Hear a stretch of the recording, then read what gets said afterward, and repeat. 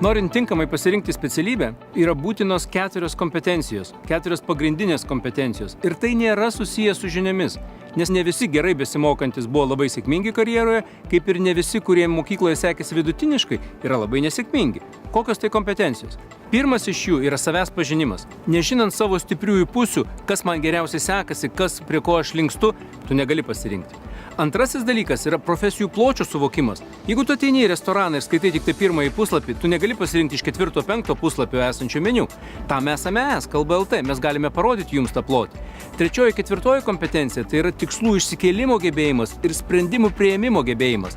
Abu šie gebėjimai taip pat yra lavinami užklasinėje veikloje, o ne mokyklos suole. Ir visą šitą paketą gebėjimų ir gabumų reikia kiekvienam jaunam žmogui išugdyti iki brandos atestato gavimą. Tam mes ir esame.